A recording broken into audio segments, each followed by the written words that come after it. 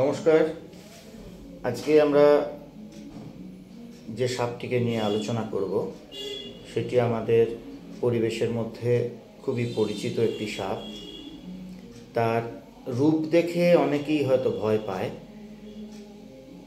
একটা মেটে হলুদের ওপর কালো ডোরা এবং মাথার উপর দুটি ভি আকৃতির কালো দাগ থাকে। দেখে অনেকটা ভয়ঙ্কর মনে হলেও একেবারে সম্পূর্ণ নিরীহ নির্বিষ এই সাপটি আমাদের পরিবেশে ঘুরে বেড়ায়, মাটির সংলগ্ন অঞ্চলে থাকে। এর প্রিয় খাবার হচ্ছে পোকামাকড়। এই সাপটির নাম হচ্ছে উদয়কাল বা কুকরি স্নেক।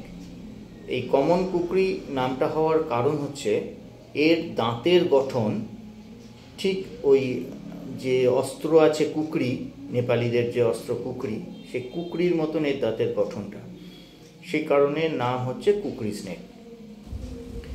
এরা পোকামাকড় তো খায়, সেই সাথে আরেকটা এই কুকরির মতন দাঁত হওয়ার কারণ কোনটা, সেটা হচ্ছে এরা অন্যান্য সরীসৃপের ডিমের যে খোলাটা সেটা কাটার জন্য এই দাঁতগুলি খুব কাজে লাগে।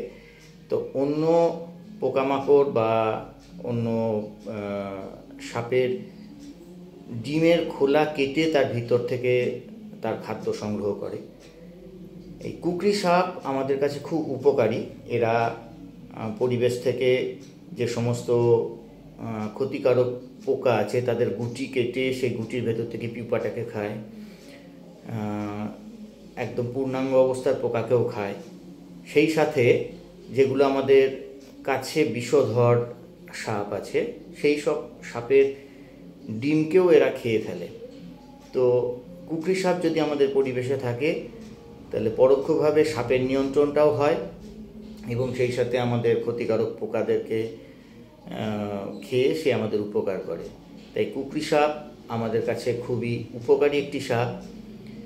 এরা সাধারণত আমাদের এখানে দুটি প্রজাতির পাওয়া যায়, একটা কমন কুকরি আর একটা ব্যান্ডেড কুকরি। তো এই সাপটির বিজ্ঞানসম্মত নাম অলিগোডন। এরা সাধারণত নিশাচর, রাত্রের দিকেই এরা ঘোরাফেরা করে।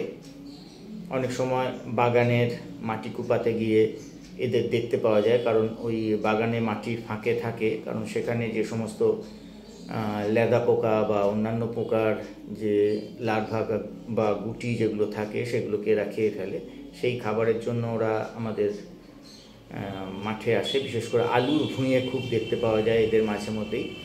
এরা একেবারে নির্বিষ এবং নিরীহ।